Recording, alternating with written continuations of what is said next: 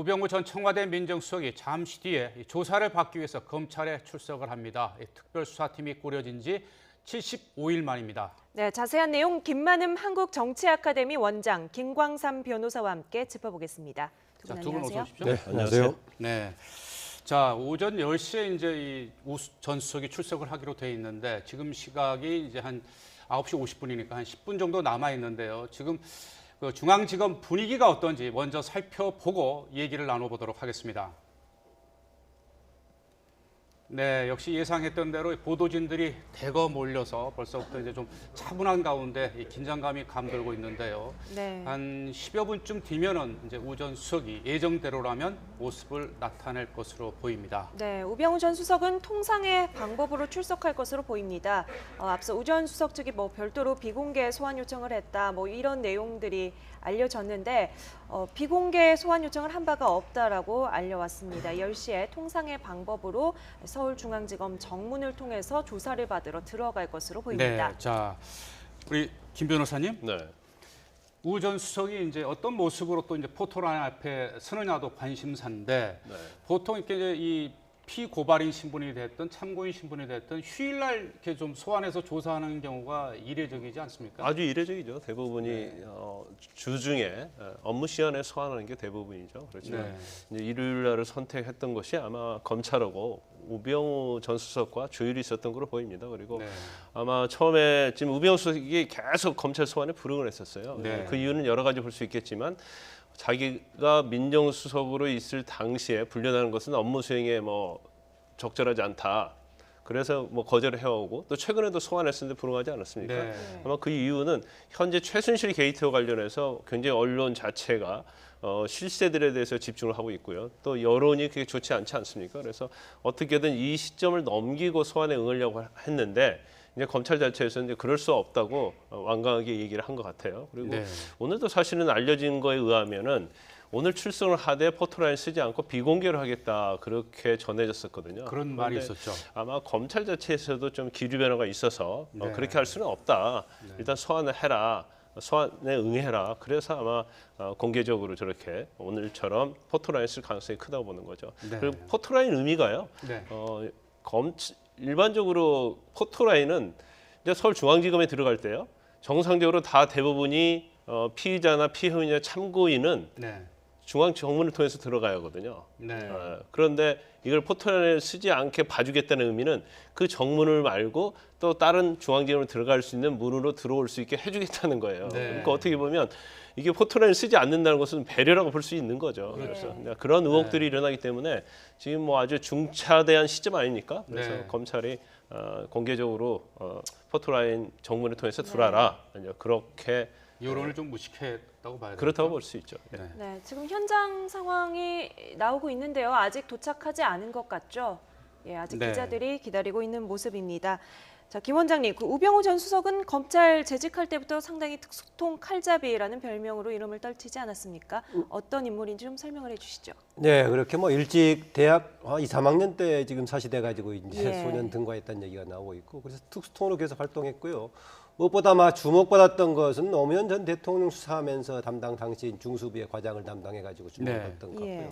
아마 정치적으로 주목받았던 결정적인 계기는 정윤회 문건, 이른바 십상시 문건이 나왔을 때 그 처리 과정 속에서 김규춘 실장의 지휘를 받아서 실무를 담당했던 비서관 아닌가 해서 주목을 받았죠. 그래서 이후에 조홍천 비서관도 상당히 염두에 뒀었고요. 당시 오히려 민정수석을 제치고 비서관이 오히려 적극적인 역할을 한다, 이런 소문까지 있어가지고 실세 논란이 있었죠. 그리고 나서 청와대 관련 여러 가지 논란이 있고 검찰 문제가 있을 때 야당에서 우병우 수석 책임론을 거론하면서 사퇴를 요구했었죠. 상당히 오랜 기간 동안 요구했었는데 이게 정치적인 갈등을 불러일으킬 정도로 문제가 되면서도 계속 청와대에서 박근혜 대통령이 보호를 하고 보장을 했단 말이죠. 심지어는 여당 내부에서도 민정수석 한 사람만 처리해주면 될 것인데 이것을 버티려고 왜 그러냐라고 할 정도로 그동안에 문고리 3인방 못지않게 실세로서 알려지고 있었습니다. 그런데요, 이번에 지금 최순실 사건 수사 과정 속에서 출두하는데 현재 사안은 별건 사안 아닙니까? 그렇죠.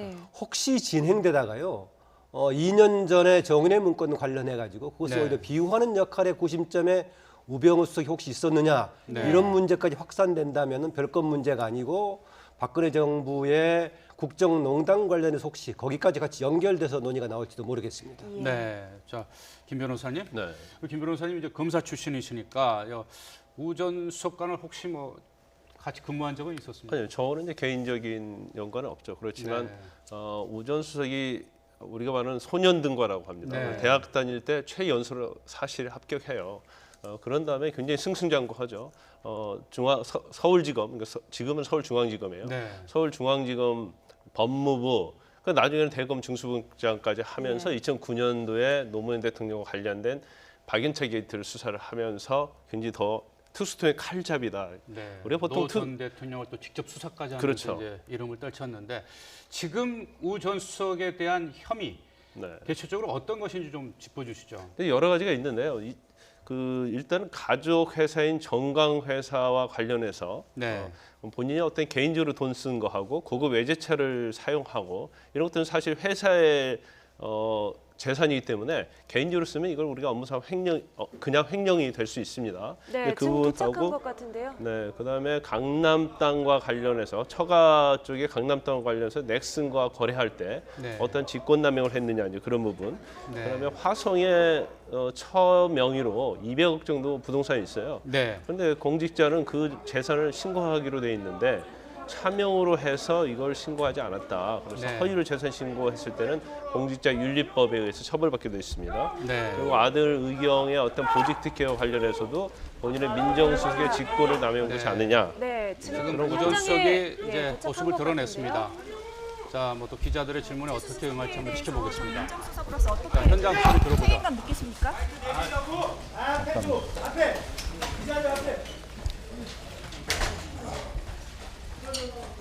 오늘 검찰에서 물어보신 대로 성실하게 조사를 받겠습니다. 가족회사 자금 유용한 것에 대해서는 인정하십니까? 검찰에서 성실하게 답변하겠습니다. 민정비서관 가실 때 최순실 씨 영향이 있었다는 의혹이 있는데 어떻게 생각하세요? 자, 들어가겠습니다. 재산 축소 의혹에 대해서 어떻게 생각하세요? 아니다 모른다 외에는 할 말 없다고 하셨는데 같은 입장이세요? 검찰에서 성실하게 답변하겠습니다. 김경준 검사장 주식 보유 내용 알고 계셨을 텐데 이상하다고 생각 안 하셨습니까? 이석수 감찰관에게 들어갑시다. 최순실 사태 민정수석으로서 한 말씀 해주세요.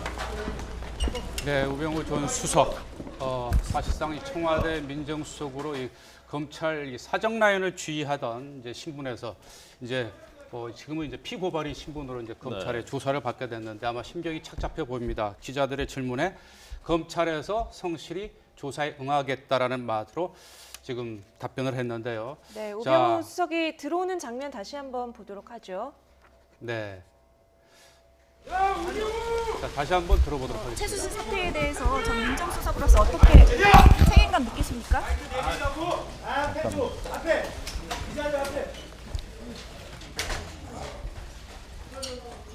오늘 검찰에서 물어보신 대로 성실하게 조사를 받겠습니다. 가족회사 자금 유용한 것에 대해서는 인정하십니까? 검찰에서 성실하게 답변하겠습니다. 민정비서관 가실 때 최순실 씨 영향이 있었다는 의혹이 있는데 어떻게 생각하세요? 자, 들어가겠습니다. 재산 축소 의혹에 대해서 어떻게 생각하세요? 아니다 모른다 외에는 할 말 없다고 하셨는데 같은 입장이세요? 검찰에서 성실하게 답변하겠습니다. 김경준 검사장 주식 보유 내용 알고 계셨을 텐데 이상하다고 생각 안 하셨습니까?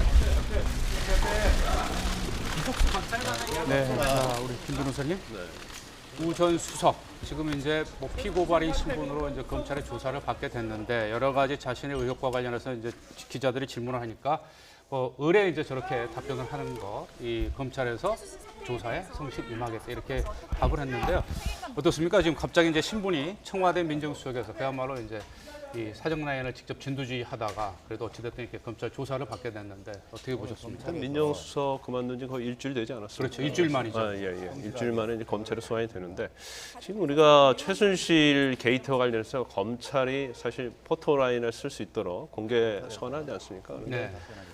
공통된 특징이 있어요. 전부 다 검찰에서 성실히 이야기하겠다. 그래서 거의 뭐 이 아주 틀에 박힌 문구, 앵무새 같은 말로 하고 있기 때문에 사실 포토라인 의미가 좀 없는 것 같아요. 포토라인 자체는 기자들이 송곳 같은 질문을 하고 거기에 대해서 어느 정도 대답을 해서 과연 검찰에서 뭘 어떻게 답할 것인가를 우리가 짐작할 수 있는 그런 의미가 포토라인이 있지 않습니까? 그런데 제가 보기에는 조금 근데 표정에서 뭔가 그래도 약간 좀 억울한 듯한 것도 있고 좀 기분이 좀 상한 듯한 그런 표정도 읽을 수가 있어요. 그래요. 처음 기자 질문에 굉장히 기자를 쳐다보는 것 같은데 그럼 굉장히 본인 입장에서는 억울하고 어떻게 보면 나는 정상적이었다 이제 그런 취지의 얘기인 것 같아요. 최순실 사태에 대한 책임감을 묻는 질문에는 뭐 검찰이 성실하게 답변하겠다라고 원론적인 얘기를 했고 다음에 가족회사 정강에 대한 얘기를 하니까 또 같은 대답을 반복하기 전에 잠시 기자를 쳐다보는 장면이 카메라에 포착이 됐어요.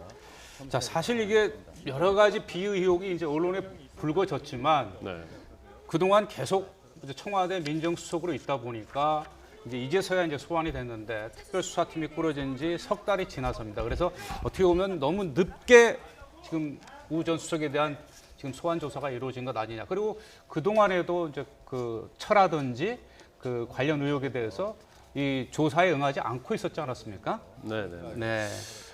지금 사실 그 우병우 수석이 받고 있는 혐의를 보면요, 네. 여러 가지 있는데 그 중에서 아마 몇 가지에 대해서는 검찰 이미 무혐의 결론을 내린 것 같아요. 특히 넥슨 땅, 그 강남 근처에 있는 처가 땅과 관련해서 넥슨이 비싸게 구입을 해준 것이 아니냐, 이제 그 부분도 거의 뭐 무혐의로 결론을 내고 있는 것 같고요.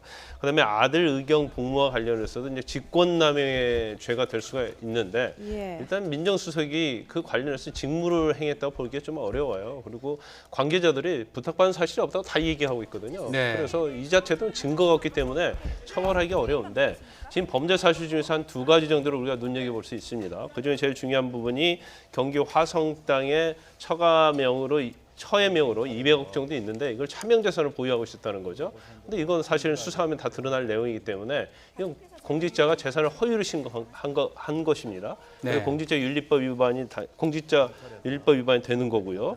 그다음에 회사 자체가 주식회사 정강이거든요. 근데 주식회사 돈은요, 설사 가족회사를 할지라도 거기에서 그 회사의 재산을 갖다가 마음대로 쓴다랄지 빼돌리면 그건 횡령이 되는 거거든요. 그래서 그 두 부분은 뭐 범죄가 인정될 가능성이 크다고 보고 그렇다고 하면 피의자로 입건이 되고 조사를 받았다고 봅니다. 단지 이제 처벌 자체는 뭐 그렇게 아주 크지는 않을 수 있는데 우병우 수석과 전 수석과 관련해서는 물론 지금 혐의된 내용은 뭐 그렇게 크다고 볼 수는 없어요. 그런데 제일 중요한 것은 그거 아닙니까? 지금 박근혜 대통령 체제에 들어와서 박근혜 정부 들어와서 4명의 수석 중에서 민정수석 중에서 제일 오랫동안 근무를 했었고요. 또 실세다는 그것이 파다했지 않습니까? 모든 영역에 있어서 왕수석으로서 군림을 했다. 그렇기 때문에 최순실 게이트와 관련된 최순실 씨와 관련된 그러한 연결고리를 찾는 것이 훨씬 더 중요하다. 근데 검찰 자체가 그런 증거를 가지고 있는지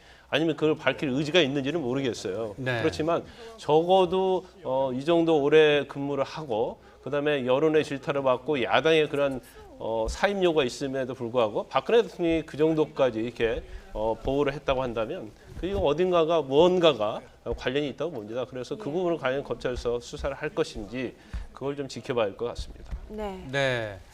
방금 말씀해드린 대로 가족회사 정강의 공급 유용을 비롯해서 각종 비희 의혹이 제기된 우병우 전 청와대 민정수석 조금 전에 검찰에 출석을 했습니다. 네, 검찰에 나가서 현장 취재하고 있는 YTN 취재기자 연결하죠. 김승환 기자. 네, 서울중앙지검에 나와 있습니다. 네, 우 전 수석이 조금 전 출석하면서 어떤 말을 하고 들어갔나요? 네, 우 전 수석은 조금 전 넥타이에 정장 차림에 굳은 표정을 하고 검찰청사에 들어갔는데요. 가족회사 자금 유용과 재산 축소 의혹 등에 대한 질문에 검찰에서 물어보는 대로 성실히 답을 하겠다 이렇게 짧게 말한 뒤 청사로 들어갔습니다. 또 이 과정에서 큰 소리를 지른 사람도 있었는데요. 이 사람은 우 전 수석을 고발했던 시민단체 관계자인데 우 전 수석의 이름을 크게 부르면서 소동을 벌이기도 했습니다. 우 전 수석은 민정수석에서 물러난 지 일주일 만에 검찰 후배들의 조사를 받게 됐는데요. 일단 피고발인 신분으로 조사를 받는데 조사 과정에서 피의자 신분으로 전환될 가능성도 있습니다. 우 전 수석은 가족 회사 정강의 회삿돈과 고급 외제 승용차를 개인적으로 사용했다는 의혹을 받고 있습니다. 또 아내가 경기도 화성에 있는 200억 원대 땅의 실소유주라는 사실을 숨긴 채 공직자 재산 신고를 사실과 다르게 했다는 의심도 받고 있는데요. 넥슨과 처가의 강남역 인근 땅 특혜성 거래에 개입한 의혹은 사실상 무혐의로 결론이 나서 조사 대상에서 제외될 것으로 보입니다. 의경에 복무 중인 아들이 보직 특혜를 받는데 영향력을 행사했다는 의혹도 있었지만 현재까지는 범죄의 단서가 드러나지 않은 것으로 알려졌습니다. 앞서 우 전 수석의 부인과 장모도 불러서 사실관계를 조사한 특별수사팀은 우 수석을 끝으로 사실상 주요 핵심 인물 조사를 마무리하고 기소 여부와 처벌 수위 등을 결정할 방침입니다. 네, 이번에는 최순실 게이트 관련 수사 상황을 좀 살펴보죠. 안정범 전 수석과 정호선 전 비서관이 오늘 새벽에 구속이 됐죠. 네, 안 전 수석과 정 전 비서관은 오늘 새벽 구속이 되면서 최순실 씨처럼 구치소와 검찰청사를 오가면서 강도 높은 조사를 받을 것으로 보입니다. 안 전 수석은 최순실 씨와 함께 기업들로부터 미르와 K스포츠재단 기금 774억 원을 뜯어내는 등 직권 남용 혐의를 받고 있습니다. 문학의 황태자로 불리던 차은택 씨의 광고회사 강탈 시도에도 개입해 강요 미수 혐의도 적용됐는데요. 안 전 수석은 어제 구속 전 신문 과정에서 대통령을 잘못 보필한 책임을 지겠다고 진술했습니다. 안 전 수석과 별개로 정호성 전 비서관은 국정농단 파문에 직접적인 계기가 됐던 청와대 문건 유출 의혹의 중심에 서 있습니다. 대통령 연설문과 외교, 국방 등 청와대 내부 문건을 민간인인 최순실 씨에게 전달한 공무상 비밀 누설 혐의를 받고 있습니다. 네, 그럼 앞으로 최순실 게이트 관련 수사가 탄력을 받을 것으로 보이는데 어떻습니까? 네, 앞으로 최순실 게이트의 정점에 있는 박 대통령에 대한 조사로 정점을 치달을 것으로 보이는데요. 민간인인 최 씨가 청와대 수석의 도움을 받아서 재단을 사유화하고 정부 기밀 문서를 받아보는데 박 대통령의 역할이 없었다고 보기 어렵기 때문입니다. 현재 최 씨와 안 전 수석이 미르와 K스포츠재단 모금 강요에 개입한 사실이 드러났지만 두 사람이 서로 모른다는 입장을 고수하는 만큼 검찰은 박 대통령이 어떤 역할을 했는지 안 전 수석과 정 전 비서관 최 씨에게 캐물을 것으로 보입니다. 또 연설문 유출 의혹 등과 관련해 박 대통령이 대국민 담화에서 최 씨의 도움을 받았다고 인정한 것을 토대로 기밀 문서 유출에 박 대통령이 어디까지 개입했는지 역시 확인이 필요합니다. 검찰은 아울러 언론에서 제기한 최 씨의 청와대 수시 출입 의혹 등도 진위를 파악할 예정입니다. 검찰은 박 대통령의 측근들을 집중적으로 추궁해 수사의 종착점인 박 대통령 조사를 위한 교두보를 마련할 방침입니다. 이후 박 대통령 조사는 청와대나 제3의 장소 등에서 방문 조사를 하는 방식 등이 검토되고 있습니다. 지금까지 서울중앙지검에서 YTN 김승환입니다. 네, 서울중앙지검에 나가 있는 김승환 기자가 전해드렸듯이 현장 분위기 그리고 지금 최순실 게이트 관련 수사 상황 알아봤는데요. 자, 김 변호사님. 네. 자, 먼저 이제 우 전 수석에 대한 이 수사 관련해서 얘기를 좀 더 해보죠. 네. 사실 이제 3개월 전에 특별수사팀이 꾸려져서 우 전 수석에 대해서 이제 조사를 해야 된다는 여론이 많았는데 3개월이 지나서 이제 소환 조사를 받게 되는데 그렇다면 그 동안에 어떤 자신과 관련된 어떤 증거 인멸이라든지 여러 가지 의혹에 대한 흔적 같은 것을 지웠다면 수사가 제대로 되겠습니까? 그리고 여전히 그 사정 라인에는 흔히 말해서 뭐 우병우 사단으로 불리우는 그런 검사들이 있기 때문에 제대로 수사가 되겠느냐 이런 시선도 있는데 어떻게 보십니까? 일단 뭐 증거 인멸에 관한 부분은 뭐 시간적인 여유는 충분히 있었다고 봐요. 있었다고 보기 때문에 뭐 보직 특혜랄지 여러 가지 관련된 부분에 있어서는 뭐 검찰 수사에 준비할 수 있는 뭐 그건 충분한 시간이 주어졌다고 보고요. 네. 그다음에 두 번째 지금 검찰 수뇌부 자체가 최순실 게이트와 관련해서 또는 우병우 전 수석과 관련된 수사에 있어서 굉장히 의혹을 받고 있고 국민의 신뢰를 못 받고 있지 않습니까? 네. 그 이유는 가장 첫 번째 이유가 바로 우병우 사단이라는 것 때문에 그러거든요. 그래서 정말 우병우 사단이라고 한다면 이거 과연 수사가 제대로 이루어질 수 있겠느냐라는 의심이 있을 수 있는 거죠. 그래서 네. 정말로 지금 이 사건 자체도 좀 빨리빨리 진행을 해서 수사를 했으면 되는데 검찰 자체도 원래는 서면 수사로 대체하려고 했다는 거 아닙니까? 네. 서면 수사라는 것은 검찰에서 일반적으로 어떠한 수사를 하고 내사 종결을 할지 무혐의를 하기 위한 요식행위로서 서면 조사를 하는 거거든요. 그렇다고 네. 한다면 검찰이 처음부터 민정수석 시절부터 우병우 수석에 대해서 서면 조사를 하겠다는 취지는 일단 수사에 대한 의지가 거의 없었다고 그렇게 생각할 수밖에 없는 거예요. 네, 그런데 덧붙여서 하나 좀 여쭤보고 싶어요. 앞서 김 원장께서도 이제 지적을 해주셨는데 지금 제기된 의혹 수사를 하던 중에 네. 정윤의 문건 유출 수사 있지 않습니까? 네. 그것과 관련해서도 사실 우 전 수석이 이제 관련돼 있기 때문에 혹시 그 부분에 대해서도 조사를 받을 가능성이 있다고 보십니까? 지금 검찰의 기류를 보면 거기에 대해서는 수사하지 않을 것 같아요. 그래서 네. 지금 야당에서 주장하는 것이 특검을 가게 되면 결과적으로 정윤의 문건까지 같이 조사하자 그렇게 주장하고 있지 않습니까? 그래서 네. 지금 검찰 자체는 지금 한정된 그것에 대해서만 조사를 하고요. 지금 여러 가지 그 청와대 어떤 대통령의 측근들에 대해서 뭐 구속하고 수사하고 있지 않습니까? 또 최순실 씨와 관련된 부분에 있어서 수사를 하다가 나오면 이제 검찰이 피할 수 없게 우병우 전 수석을 조사를 할 수 있겠지만 현재 어떤 기류로 보면 지금 문제되고 있는 거에 한정해서 조사를 하고 내보낼 가능성이 크다고 봅니다. 네. 우병우 수석 관련해 여러 가지 논란의 단계가 두세 단계로 변화해 온 것 같습니다. 네. 말씀하셨다시피 정윤회 문건 관련해서 내부에서 오히려 청와대 입장에서 그것을 무력화시키고 방어막 역할을 했을 때 바로 책임 역할을 했던 게 우병우 당시의 민정비서관 아니냐. 당시 네. 논란이 이렇게 네. 나왔던 거죠. 그 다음에 주목을 받았던 것은 홍만표 변호사에서 진경준 검사장으로 이어지는 법조계 비리. 그게 이제 진경준 검사장 연관해가지고 우병우 민정수석이 논의가 됐던 것이죠. 그래가지고 그 수사가 진행되는 과정 속에서 지금 오늘 결국 이제 피고발인 자격으로 가는데 시민단체에서 고발을 했죠. 그런데 수사를 하는데 그걸 총책임지는 민정수석에 계속 있으면서 어떻게 제대로 된 수사를 할 수 있느냐 해가지고 야당에서 계속 자리를 중단하든가 그만두든가 해야 된다라는 얘기가 나왔었고요. 예. 이후에 인물검증 과정도 결국 민정라인 책임지는 것인데 이런 등등의 책임이었습니다. 이 시점에서는 만약에 특검으로 가는 단계에서 나올지 모르겠지만은요. 결국은 대통령 주변에 뭔가 비리라든가 이런 문제에 대한 관리의 책임도 사실은 민정수석이 있는 거 아니겠습니까? 네. 그런 점에서 오히려 방치했느냐 아니면 오히려 적극적으로 개입해가지고 농단이 한 역할을 했느냐 이것은 앞으로 굉장히 주목되는 부분이다 저는 그렇게 생각을 합니다. 네. 임 원장님께서 뭐 굉장히 정확하게 지적을 해주셨어요. 그런데 정윤회 문건 사건 자체가요. 처음에 대두된 게 문건의 사실이 뭐냐, 진실이 뭐냐 그거 하지 않았습니까? 네. 그러니까 정말 청와대 내에서 정윤회나 최순실 씨가 그렇게 실세를 군림하고 있고 여러 가지 국정농단에 개입하고 있느냐 없느냐 그게 핵심이었거든요. 근데 결과적으로 용두사미가 됐어요. 문건이 유출의 책임자가 누구냐 해서 박관진 경정이 구속이 되고 그다음에 조홍천 전 공직기강 비서관 자체에 대해서 영장 청구 때 기각되지 않았습니까? 네. 그렇다고 한다면 정윤회 문건 사건 자체부터 실질적으로는 최순실 씨가 거기에 완벽하게 대두가 되는 거예요. 그래서 적어도 검찰이 그 당시에 수사를 할 때는 내부적 문건이 어떻게 됐을지 모르지만 그런 것들을 다 그 자료에 있을 가능성이 크다는 거죠. 더군다나 박관진 경정의 이야기가 있고 내부의 어떤 청와대에 조금만 조사를 했다고 한다면 이 최순실 씨와 이러한 것들이 실체 진실을 밝혀줄 수 있는 아주 절호의 기회였지만 결과적으로 모든 걸 묻어버리고 문건 유출로 넘어가서 결과적으로 2명을 구속하려고 하는 거에 그쳤거든요. 네. 그렇다고 한다면 근데 이제 검찰 입장은 약간 딜레마 있죠. 왜냐하면 그 당시에 문건 유출된 사람만 처벌하고